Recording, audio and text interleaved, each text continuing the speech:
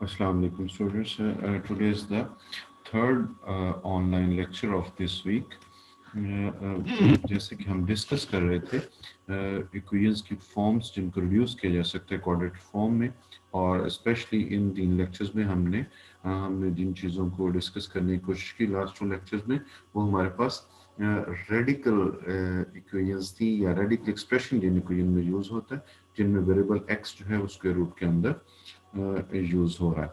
तो first type में जैसे हमारे पास स्क्वायर रूट के अंदर एक तो स्क्वायर रूट वाली एक टर्म थी और स्क्वायर रूट के अंदर एक्स स्क्वायर और एक्स के फैक्टर्स इन्वॉल्व हो रहे थे, और जो एक्स स्क्वायर और एक्स के फैक्टर इन्वॉल्व हो रहे थे सेम उतना ही पार्ट हमारे पास विदाउट स्क्वायर रूट भी एक टर्म की फॉर्म में अवेलेबल होता था। इस तरह सेकंड में हमारे पास स्क्वायर रूट वाली टर्म्स एक से ज़्यादा थी, लेकिन स्क्वायर रूट के अंदर एक्स स्क्वायर यूज़ नहीं हो रहा था। इसी तरह आज के लेक्चर में हम इसकी थर्ड फॉर्म डिस्कस करेंगे। जैसे आपके पास स्क्रीन में आपके सामने शेयर हो रहा होगा, this is the third form. इसमें देखें तो इसमें भी जो रेडिकल या हमारे पास स्क्वायर रूट की टर्म्स हैं वो हमारे पास एक से ज़्यादा है। जैसे यहाँ पे 3 नज़र आ रही हैं, और तीनों के अंदर हमारे पास क्वाड्रेटिक फॉर्म्स हैं। एक्स स्क्वायर एक्स और कांस्टेंट इन्वॉल्व है, एक्स स्क्वायर एक्स और कांस्टेंट इन्वॉल्व है, एक्स स्क्वायर एक्स और कांस्टेंट इन्वॉल्व है। तो एक तो हमारे पास जो स्क्वायर रूट वाली टर्म्स हैं वो एक से ज़्यादा हैं। नंबर टू, वो स्क्वायर रूट के अंदर एक्स स्क्वायर और एक्स वाली टर्म्स और कांस्टेंट इन्वॉल्व है। ये इन दो टाइप से इसको सेपरेट करती है। और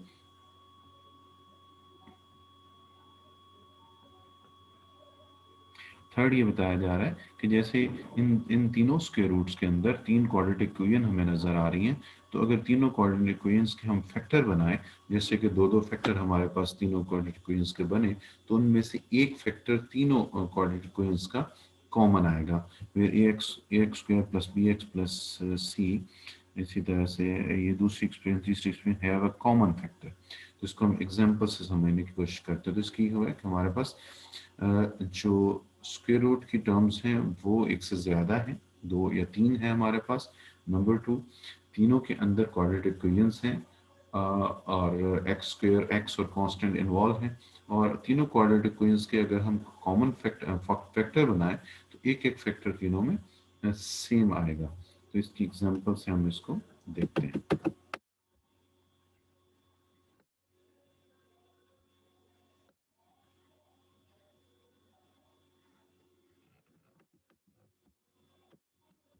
so this is example 3, solve the equation. तो देखिए ये हमारे पास हमारे पास स्क्वायर रूट के अंदर हमारे पास क्वाड्रेटिक इक्वेशन है। ये हमारे पास दूसरी टर्म है जिसमें स्क्वायर रूट के अंदर क्वाड्रेटिक इक्वेशन है। ये हमारे पास इक्वल तीसरी टर्म्स है जिसमें स्क्वायर रूट के अंदर क्वाड्रेटिक इक्वेशन इन्वॉल्व है।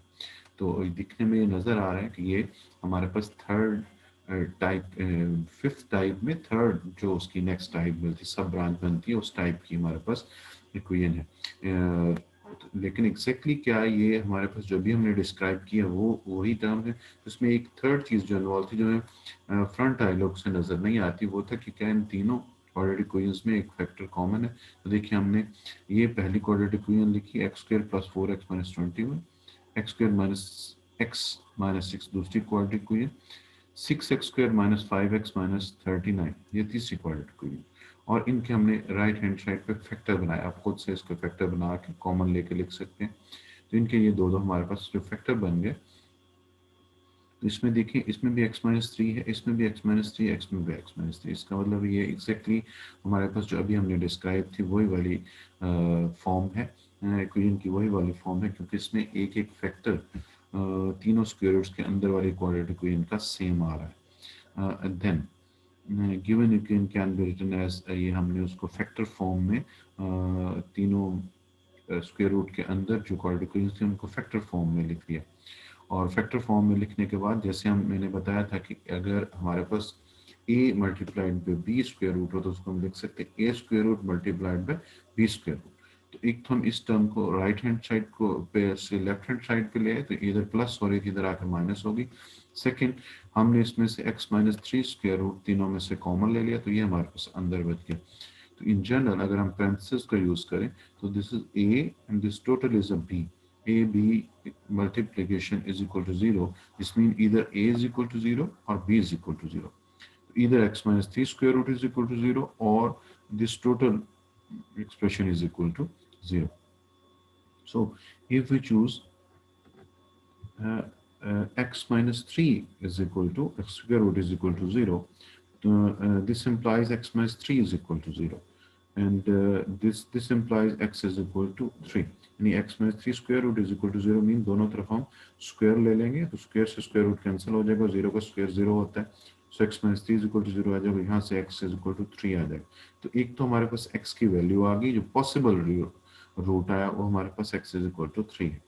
और बाकी पॉसिबल रूट्स के लिए हम इस एक्सप्रेशन को ये जो हमारे पास था x plus 7 square root plus x plus 2 square root minus 6x plus 13 square root is equal to 0, इसको हम सॉल्व करते हैं.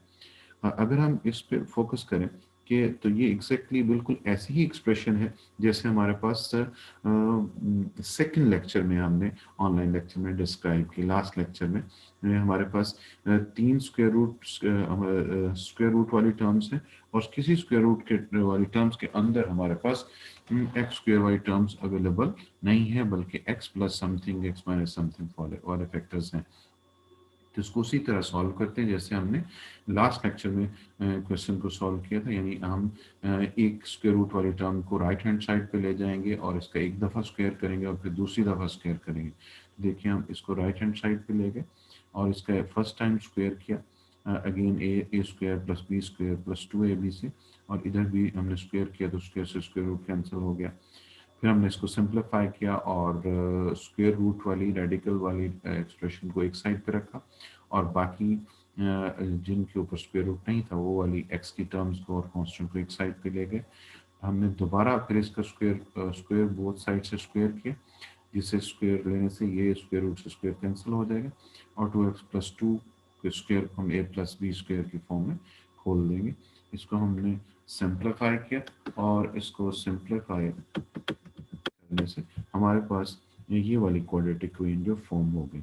इधर भी क्वाड्रेटिक ली गई, इधर क्वाड्रेटिक, इनको एक साइड पे शिफ्ट कर लें तो ये 3x square minus x minus 10 is equal to 0. इसके हमने फैक्टर बनाए. फैक्टर बनाने के बाद हमारे पास x की दो वैल्यूज आई, x इज इक्वल टू -5/3 और x इज इक्वल टू 2.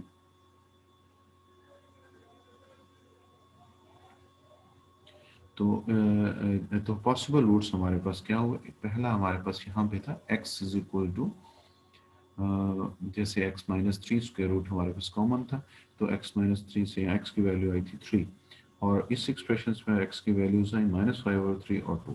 तो पॉसिबल रूट्स हुए 3, 2, -5/3. तो जब हम इसको स्टार्टिंग क्वेश्चन में पुट करते हैं, हम इसको पुट करके देख सकते हैं तो वेरीफाई करते हैं तो -5/3 पुट करने से क्वेश्चन सेटिस्फाई नहीं होती, जबकि 2 और 3 पुट करने से हमारे पास गिवन इक्वेशन जो है वो सेटिस्फाई हो जाती है. इसकी right hand side left hand side की इक्वल आ जाती है. So -5/3 is an extraneous root and the 2, 3 are the roots of the given equation. The solution set consists of 2 and 3. This is the first part of third online lecture.